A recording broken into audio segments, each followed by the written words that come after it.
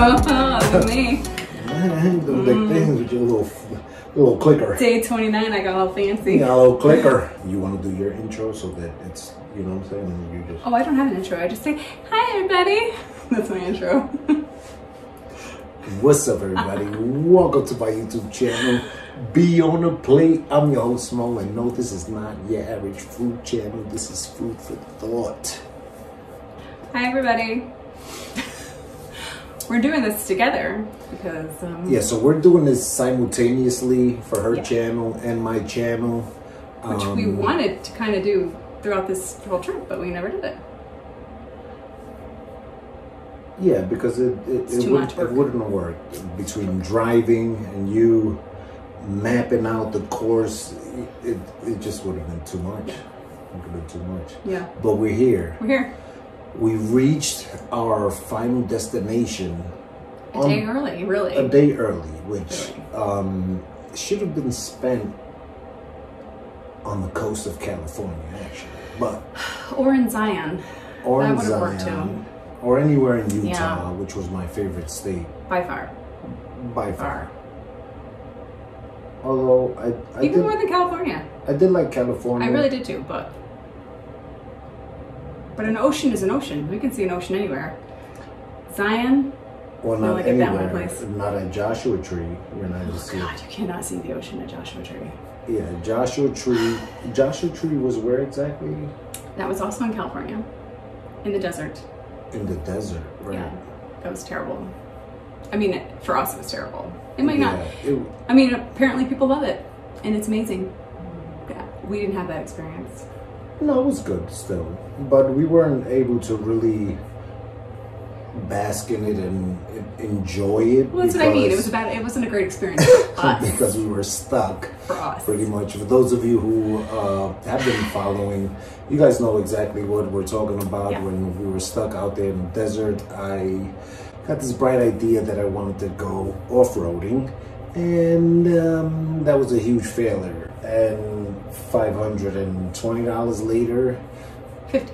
And 50? Yeah, sorry. You tried. Oh, right. You tried to talk him down to 520. So the guy was Hispanic, and he tried to charm him with his Spanish. And I tried to talk to him, try to butter him up a little bit, and I said, yeah, how much was it? 520? And he looked at me like, no, 550. Yeah. But it's all good, it was in his company. He didn't have a right to set the price, so but it was paid, and we got out of there. Just in time to get back to a fire and watch the that mice pissed me off. Around our feet. That was $550 to take the truck. It was only like... Yeah, it was literally stuck on the road, like on the road.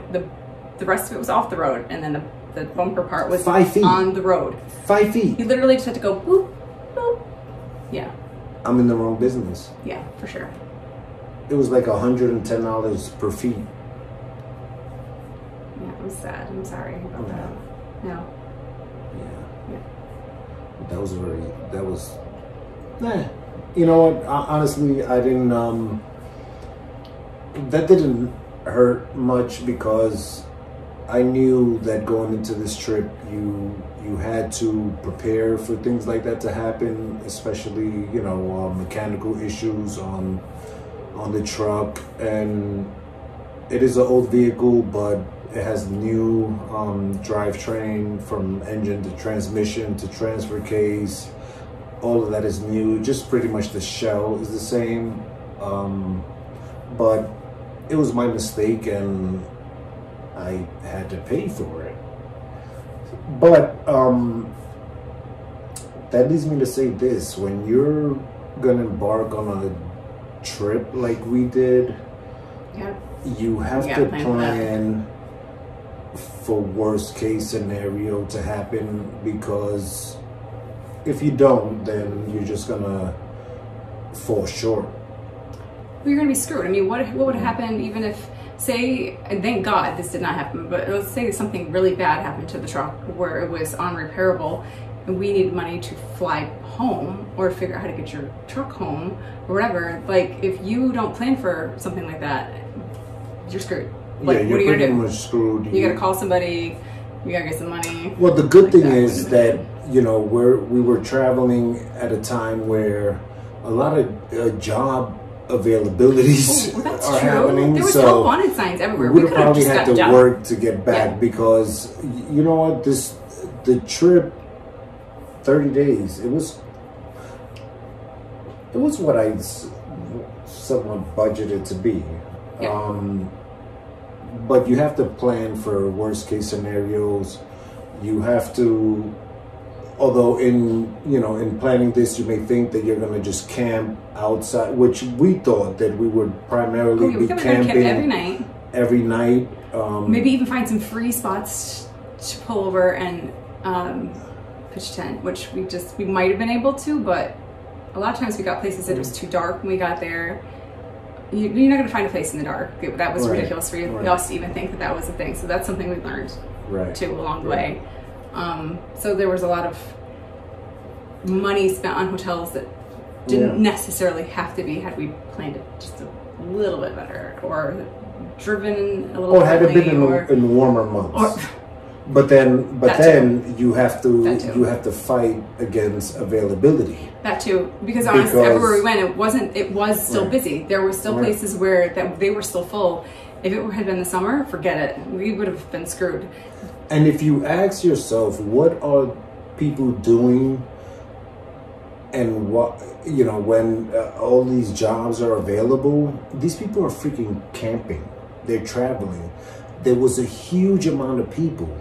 RVs everywhere. RVs everywhere. People camping. A lot of these places, you couldn't get a spot because it was just unavailable.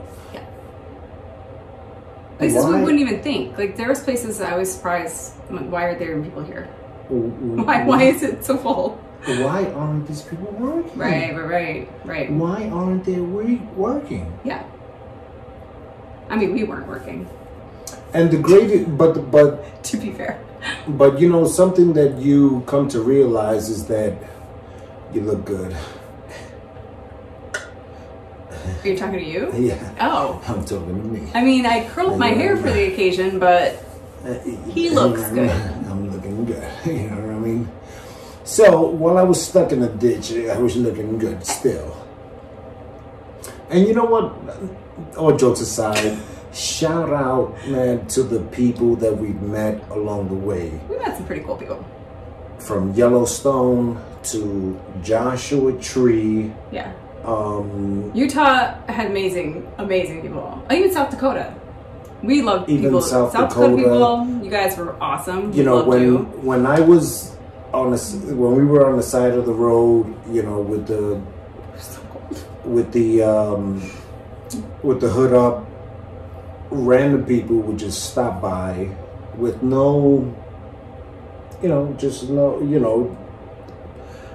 not expecting to be reciprocated or for monetary gain. They would just offer whatever knowledge they had about the issues that we were encountering and just offer their help. And super cool. Super cool. Shout out to all of you. Shout out to freaking humanity. Yeah. Shout out to good people. We have to give a special shout out though to the guy in Utah, which his name is somewhere. They made us breakfast. Yeah. That was really cool. Yeah, they made us breakfast unexpectedly.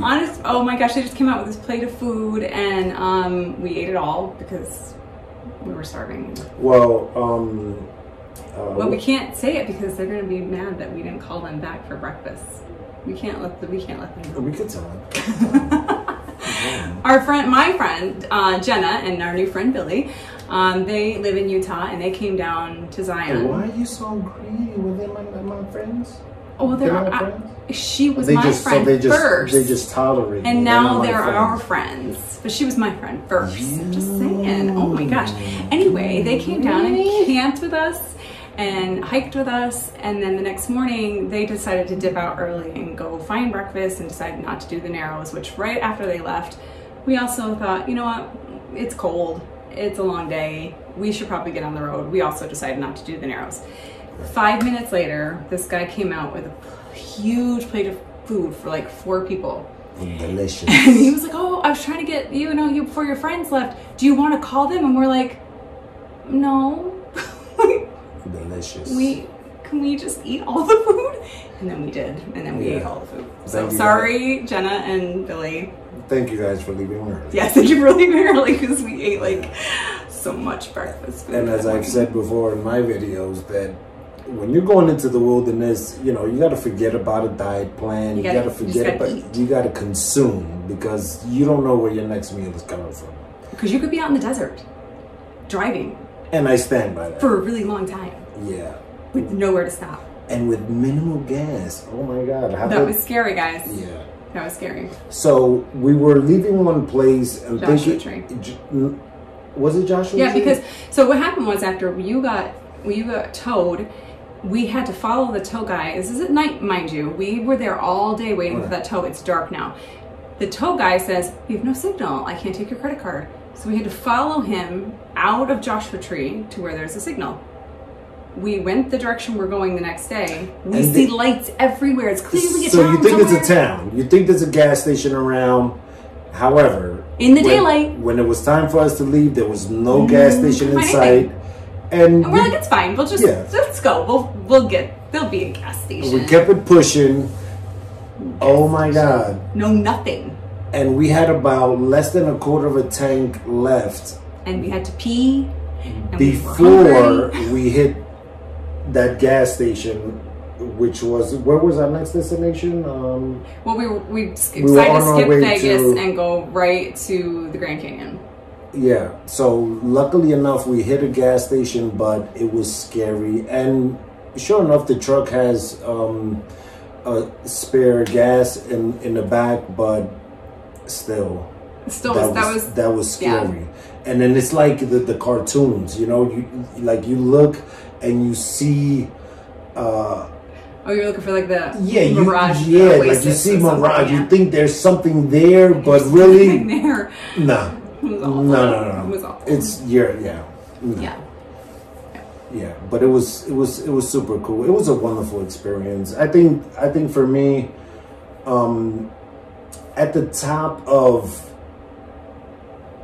my level of contentment and like what made the trip had to have been the people that we've encountered, because coming from New York City, people don't extend themselves that way. Maybe out of fear, maybe out of just, I don't know, we're just bred in a way that, you take care of you. Yeah, you take care of you. Everybody's out to get you. You don't extend yourself. If somebody has a problem, let them deal with it. And, in these other parts of this country, people don't operate like that. People are genuine. People will extend a hand. And that sparked a lot of thought within me and inspired me to do better. Not only do better, but just become more human, and less mechanical, less of what I've been taught to operate like. You understand what I'm saying? I think you realize it's okay to help. It's okay. No, not just because you help someone, they're not out to hurt you. Not everybody's out to hurt you. Right. That's exactly what I'm saying. That's exactly what I'm saying. And it's a good feeling when you realize the goodness of humanity. If you don't notice it in your daily life, you don't notice it every day, or you're not raised like that, you're not used to that. Yeah, that was nice something that was totally foreign to me. And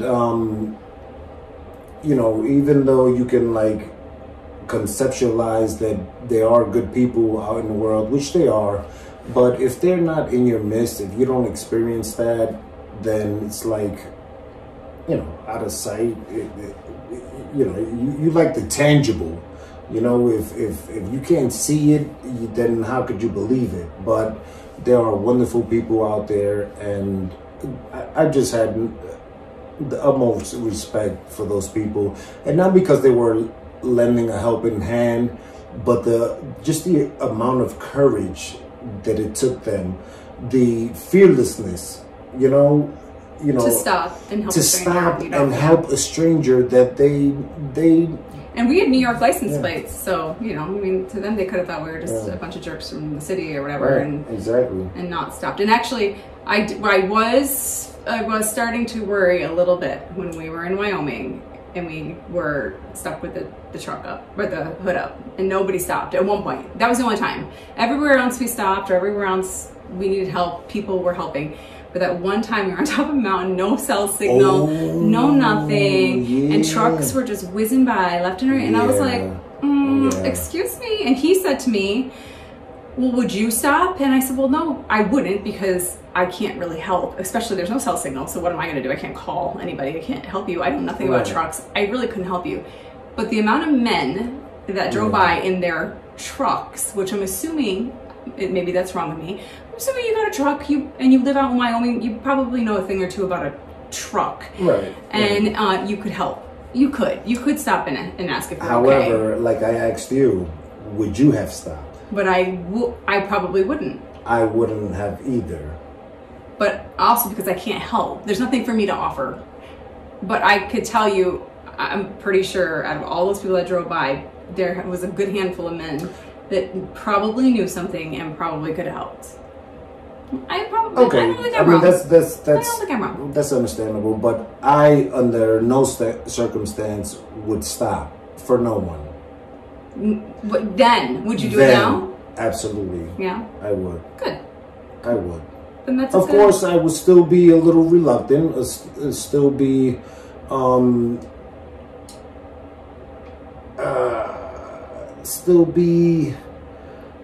It's a process.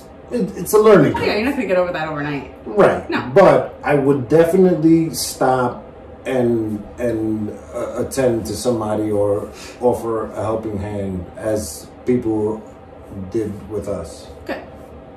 I'm glad to hear that. It's kind of like that saying, you know, that I wrote down the other night.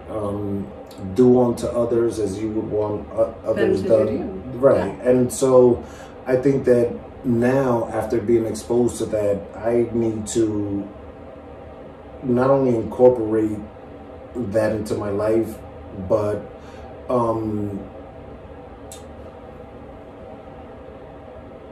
it's like I feel responsible in a way.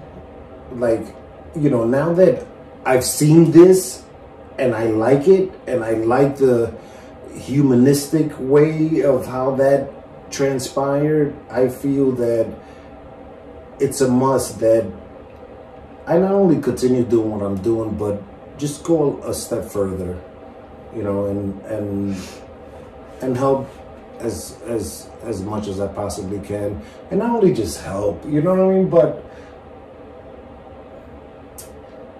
how would I put this? Maybe not be as skeptical of people. Maybe that's not think that everybody's shady or to get you or to con you or to set you up. Yeah, that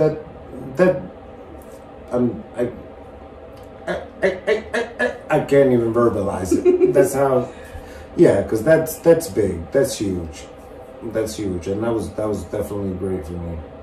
It was an awesome experience all the way around the board. For me, I think I didn't really have that same. I mean, I know I said I wouldn't necessarily stop for people. That's not because I'm not human or don't care. But you just can't help. I just don't feel like I can't help you. You have nothing to offer. Which I now do, because I do have jumper cables how about you? Okay, and maybe carry some water with you. Back in the past, I never had any jumper cables. I never had anything, so I always felt like, well, what am I going to do? So maybe you should, but maybe now I would. A couple bottles of water. Okay, I will do better and and you will be contributing better. To. But anyway, you know. This is what I was going to say that my experience was a little different.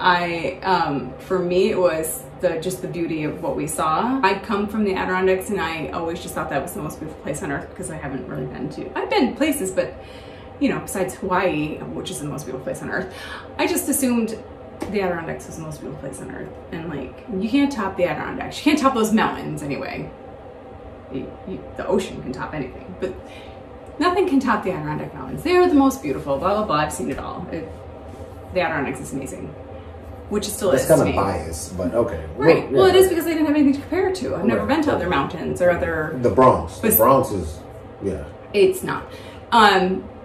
But when we drove through Yellowstone, like so breathtaking, and when we drove through the Grand Tetons, that blew my mind. That blew my mind. I was in awe of the light. We were driving through. It wasn't sunset yet, but it was like starting to get there, and the mountains were just blue and with the snow cap. Oh my gosh! Just like my mind was blown that mountains could look like that, and it just definitely like picturesque. It was. It looked, like, some of it looked fake at times. Fake. At times it just looked like a photo or a picture, and I just couldn't believe it was real, and it was like literally right in front of us.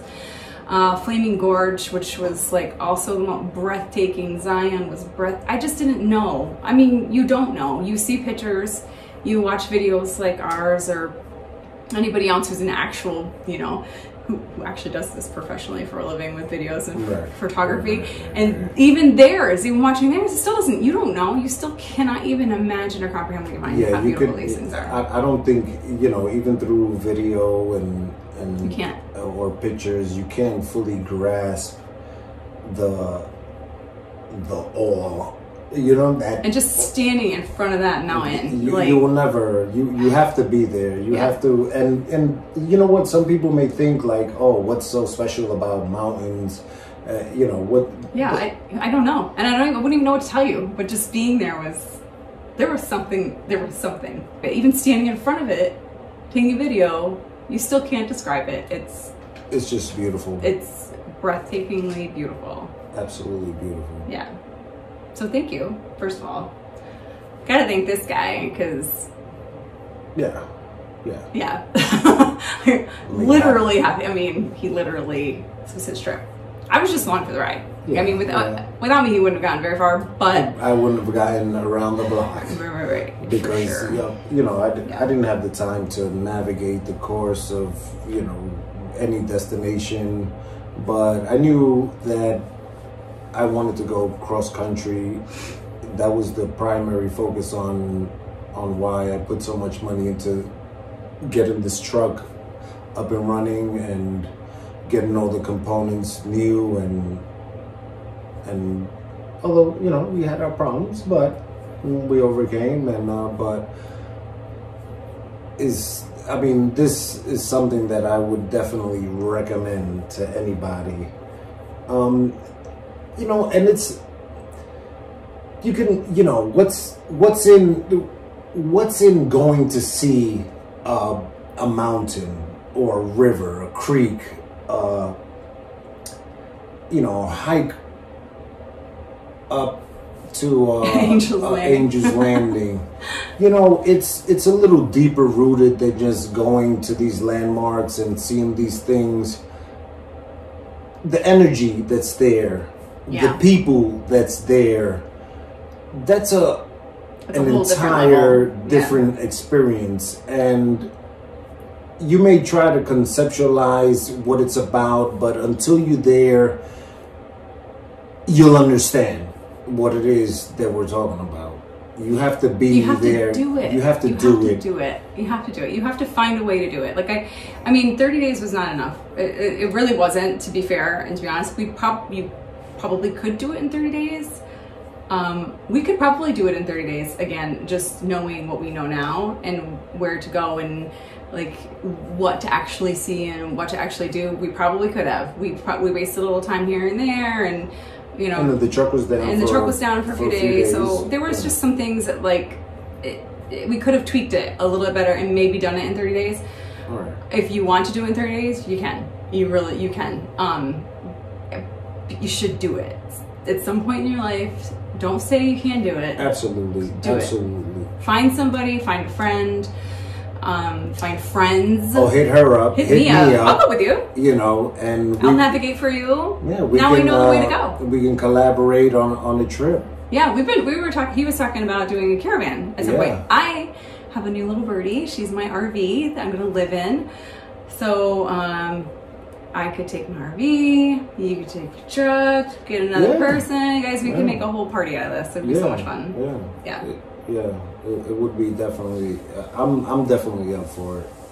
Definitely up for it. It was an awesome adventure, awesome trip, so eye-opening. I'm still trying to digest all of it. I'm still trying. We just got back today, and honestly, I'm haven't come quite down from my high yet. Still. Like the drive back, the last yesterday and today was a little rough because I think we're both like just like in a weird place mentally. We're exhausted. Just knowing we have to go back to real life. Like this is the fun and games is over now. We have to go back to real life. No more beautiful sights. Like no more camping, which we both love to do. So that's always fun. Even though it was tiring, it's still fun to do. I love a campfire, even though it was cold and freezing. Yeah. Love a campfire. I love cooking outside. I love all that. So coming down from that is a little rough. It's a little rough, but it's okay. You get with the program. You gotta go with the program. Gotta get back. Life goes on. You gotta go back. I gotta go back to work. Absolutely. Can't not work forever. Let me see. Especially since we want to talk about what we racked up here. Okay, so we're gonna talk figures and expenses. Yeah. And some of these, we didn't need to spend this much money. We just did. Well, has circumstances been a little different? That too. Okay, so gas. Want to talk about gas? Talk about it. Gas, depending on what kind of vehicle. And I am glad I had this experience with him because his truck, probably takes more gas than a newer vehicle that's more economic or whatever. Right. And I have a 1984 RV, so she's gonna suck some gas up. So this is good. This is very eye-opening for me. Yeah. So gas was $2,653. Gas alone. To California and back. And maybe we might have missed a couple here and there. We tried to keep all the receipts. If we didn't have the receipts, we tried to write it down. So we might have missed one or two here or there. But around, let's say $2,600. Let's say 27. Let's round up. Yeah, 27. Because you did another 50 today. Right. Let's say 27. $2,700 for gas. And that's a V8. So it's a race engine, so it's thirsty. More. Yeah. So for sleeping, we ended up having to get a hotel more than we wanted to, just because we got to places, like we said, late. It was dark. The more north we were, there was a lot of rainy nights, or freezing, or rainy and freezing. It's 8 o'clock at night. We're not going to get a campsite and try to set up a tent. It's just not going to happen. No. So between hotels and campsites, we spent $1,642, which I feel like is a lot because I was really hoping to not spend hardly anything on Right, sleeping. you initially planned you have. I thought, we're gonna camp every day. Yeah, because you saw.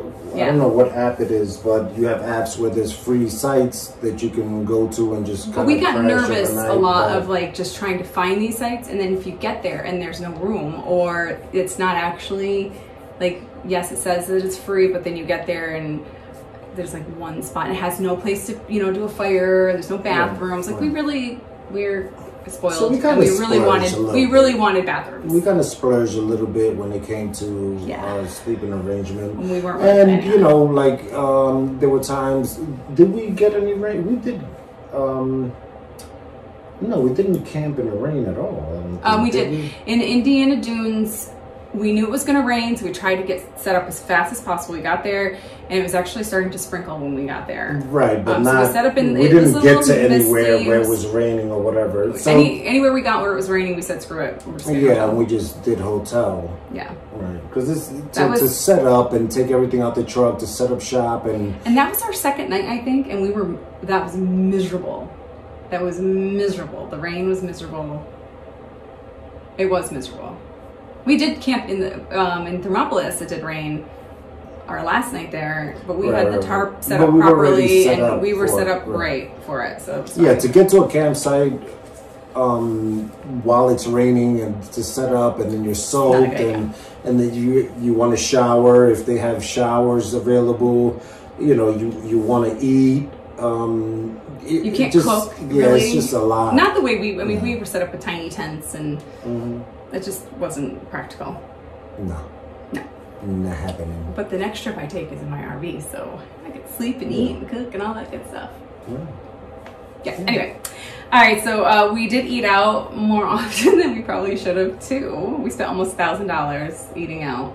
What you got? 991. Yeah, but I think we missed a couple in there. Little things. Yeah, well, that doesn't count every time we stop, like all the burger. We didn't really stop at a lot of fast. No, we only stopped at fast food. We then. didn't really do much. Yeah, food. We didn't. No, it's true. I would say $1,000. We spent $1,000. So what we did was, when we launched the trip initially, we loaded up the cooler, and then every time we were just running low on food, we would replenish at whatever mark or whatever. When you're on the road, you can't just say like, okay, well, you know what, I'll wait till maybe down the road there's another store or market. Because we did that a couple times and there was nothing there. And they were screwed. But thankfully we had sandwich meat and lunch meat. We had all this stuff to make sandwiches. So there was times we got to a hotel and we just brought our stuff in with us and made sandwiches because we didn't, there was nowhere to eat. Yeah. Yeah. And then some miscellaneous expenses as far as like, stuff. I brought stuff to make coffee every day because I thought we were camping. I bought coffee almost every day. Sometimes I bought it twice. And soda and iced tea or whatever. We bought drinks. We bought Red Bull. You didn't even coordinate that. I did. For the most part, I didn't. You know what? That's true. I didn't. Everything I bought, I didn't keep receipts for. Which is terrible. Little stuff like, you know, if we stop somewhere and maybe I get a honey bun or with a beef stick. And these guys. Yeah, or a beer or something. We do like our beer, so you know, like that, we try to keep track of a lot of it, and I did have a lot of receipts. I had $1,500 worth of receipts, and that's not counting what we didn't keep. Right. So yeah, because we had to there were supplies that we had to get to that we were like, oh crap, we don't have this. We need so little miscellaneous stuff. Yeah, like that's $1,500. Yeah, and then this is something to talk like we do $1,200, maybe $1,300 in expenses for the truck as far as the towing and the carburetor and all that stuff. So you should have, I would say, $1,500 to $12,000 or to $2,000 extra, just extra in case you need vehicle maintenance, for towing, emergency, for emergencies. So altogether, a little over $8,000. God damn! Yeah. Luckily, that's just what we kept track of. Luckily, UPS is hiring. Luckily, my job took me back. Thank you. It was definitely worth it. I would so do it again. You know, it's one of those things. I mean, when it's your first time, you think you're prepared, but you're really. I mean, I would say we were prepared. I'm pretty impressed. Some things I would do different, you know, in terms of the truck, you know, add a few things, take away a few things. And the traveling, some of the things that I planned, I would totally do different. So we learned a lot. We learned a lot. But we did good. We did good. Yeah. We did a good job. We did a good job. It was awesome. I would definitely encourage anybody who's able to do such a thing to do it. I would definitely do it again. Either west or south. I'm going south next if anybody wants to join me. The Midwest, let me tell you something a little bit about the Midwest. The Midwest. Oh my gosh. To be honest. Not all that Oh my gosh. exciting. So after we left Utah, we had to kind of just drive right through Colorado, unfortunately. We didn't really get to spend any time there, which is kind of a bummer. But we did go up the mountain. And it was beautiful. We took pictures. The Rockies. We did do the Rockies. Right, we went through the up and through and all around the Rocky Mountains. Right. But that was just traveling, so we just stopped, click, take pictures, had to keep going. Beautiful. Yeah, what is there else to do? Right, I mean, what are you going to ride a pony through the Rockies? I mean, apparently you can go, we could have gone to, well, it wasn't really ski season. Exactly. There wasn't anything to do. And we saw so many mountains by that point that we were like, oh, hey, this is so pretty. Okay, we just kind of wanted to get going. But anyway, then we got to Missouri and Kansas, and we were like, this is torture to drive through. It was literal torture to drive through. And for him, I have to apologize. I'm not a talker at all. I don't talk. You get me in a car, you better hope there's another person in the car with you, because I don't say anything. I'll just sit there with my mouth shut. I'll listen to music. I'll find the radio stations for you. A dud. I am a dud. I am. I'm not. It's true. I am. No, it was cool. I'm a dud. We had fun it was cool because, you know, you entertain yourself in your own thoughts and you're in your own mind and you're just processing all of this and the scenery and things that you experience. Very nice. So, no, it's the truth. It's the truth. It's but the truth. Anyway, yes, Missouri, Kansas, torture, Kentucky, torture. And I mean, we started seeing a little green, and I was like, okay, this is good. I thank God. Yeah, but a lot of it is cotton fields or, you know, or hay or plain fields with nothing. Yeah, there's not. I'm sure you're all great on. people. Yeah. I don't doubt that you're amazing people. Big farmland. You got to be wonderful to live there. You have to be. Big farmland. But to drive through it, the flatlands are it's definitely. Pretty. We struggled a little bit mentally through there. I think we both can agree, if we had to tell you where to go, if you wanted to travel or do anything, Wyoming, absolutely beautiful. Utah by far tops anything I've ever seen anywhere except for Hawaii, but we didn't go to Hawaii, so that doesn't count. If you're going, you know, in the continental USA, Utah. Yeah, Utah. Utah did it. And California is beautiful. I mean, the coast was beautiful. It was expensive. Gas prices were very high. We did find a campsite right on the ocean, so we were like both in heaven. Mm-hmm. Loved it. Mm-hmm. That was amazing. So yeah, Wyoming, Utah. Yeah, that was dope. Yeah, I mean, everybody talked about the Grand Canyon, and I'm not dissing it. I know, I keep saying this. I'm not. It's beautiful. But you gotta go to Zion. So are you dissing the Grand Canyon? I'm dissing it a little. But my Aunt Nanette and my mom and other people that were excited about it, they're gonna be mad at me. Once you see one canyon, that's what it felt like. It's just a canyon, and they're all just canyons. But like the Flaming Gorge, which is apparently like the Grand Canyon of Utah, it was spectacular. There was water, and the colors were amazing. It was just so beautiful. And of course, Zion just blew us both away. I have to go back to Zion. I have to go back. And there's so many. Yeah. There's Bryce Canyon. There's the Mystic Hot Springs. There's all these things in the bottom of Utah that we didn't even get to. We didn't get to do any of it. So much to do. So I'm going back to Utah. Yeah. Definitely going back to Utah. I'm going back. Yeah. But that's my advice. Go to Utah. Yeah, Utah is amazing. Yeah. Utah is cool with me. And who knew? Who knew? Nobody told me. I know it's funny because you have this perception like, oh, you know, there's really nothing there, and but it's a lot to do. And you know what's cool what's really cool about the Midwest and Utah and all of that? People really take their outdoorsmanship seriously. You're not gonna find many people like doing the nightlife like we do in New York and staying out 2, 3, 4 in the morning. No, they're in bed and they're up early. They're in bed early. We don't understand that. And they're up early.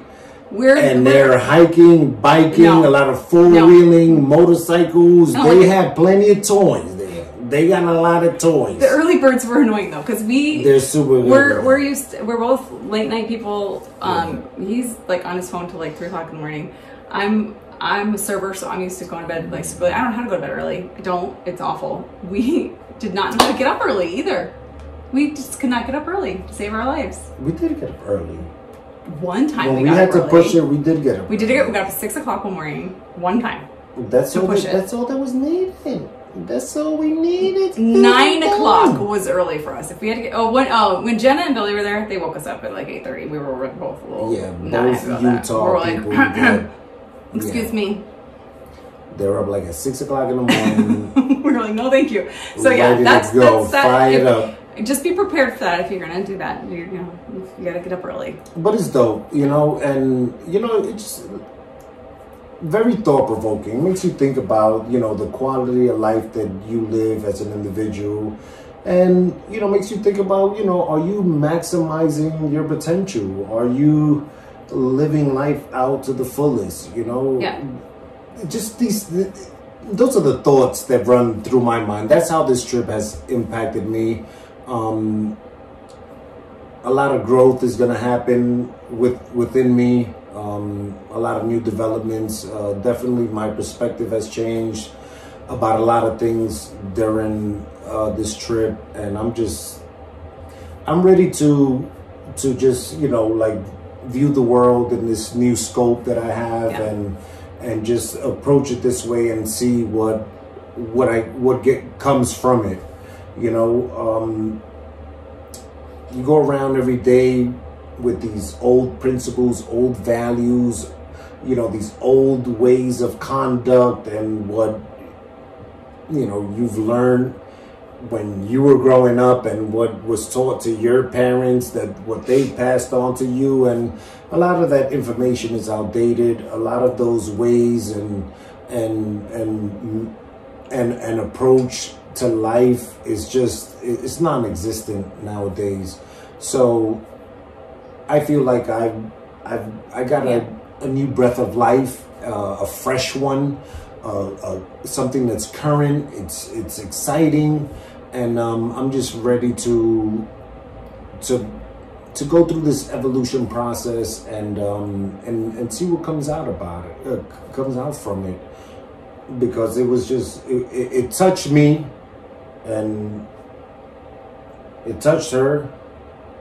I don't know where, but maybe, I don't know. But did you get touched? I felt She. Yes. Okay. Well, she got touched somewhere in there. Somewhere. You know, but it's great. It was just great. It was great. It was amazing. It was just great. And still, there's a lot more to explore, a lot more to see. It made me excited about that, though. Like, just realizing how big and how amazing our country is. I used to always think I wanted to go to Europe and Africa and all these places, which I wouldn't. I mean, hey, if you're going, you want to take me, I'm also willing to do that. But I'm excited now, which is one of the reasons why I went with you, was because of my RV. I wanted to do this experience with somebody first before I attempt to do this on my own. I'm so excited now. I am so excited, the thought of doing this. I know I can do it. I mean, it's a little scary thinking about it, but I can do it. I could do it, and I'm excited. Yeah. It gave me like I was already excited when I got my RV. Now I'm like, I'm ready to go. Yeah. I'm ready to go. I was a little fearful about doing something like this on my own, and I think that just after getting my feet wet in it, that it's something that with the proper, you know, tools and just equipment, I could definitely pull this off. He could set up his truck to sleep in. He could pull a little trailer behind it for all his equipment, all that stuff. Like you could really jack that thing up. So who knows? You know, who knows what's in store for Beyond the Plate. You know, maybe we'll be just traveling. I don't know what's gonna happen. You're gonna have to stay tuned. He's riding my coattails right now. You're gonna have to stay tuned to find out. But it was just awesome. I'm just, again, you know, I know I'm not being very verbal right now, but a lot of this stuff I'm still processing. And definitely. It was just amazing. We just had to do a day 29 video. Yeah, for sure. We gotta end this thing with a bang. We're gonna wrap this up for now. I hope you guys enjoyed the journey. Thank you for coming along with us. Yeah. You guys, you know, all of you have shown tremendous amount of support and encouragement. I thank each and every one of you. From a matter of fact, from both of our behalves. Yeah. It was amazing. Stay tuned. See what would come next. I don't know. Maybe we'll collaborate again. Who knows? Maybe we will. Maybe not. Yeah. I don't know. You never know. Know. But you know, I hope that, you know, we were able to capture you know, some eye-opening material, some material that, you know, would definitely inspire you guys to want to venture out and step outside of your box, step outside of your comfort zone, and explore life a little further. And with that being said, be sure to take care of yourselves and each other. Be sure to subscribe. Be sure to hit that notification bell so that you're informed when my next video is up. When my next video is up. Take care of yourselves and each other. Peace. Now, go ahead, do your outro. Oh, I thought you were doing bonus. No. Now do. Well, I was doing but yeah, but go ahead. I'm just basically gonna use his, right? You know I'm going to. Look, it's fine. You have a good one.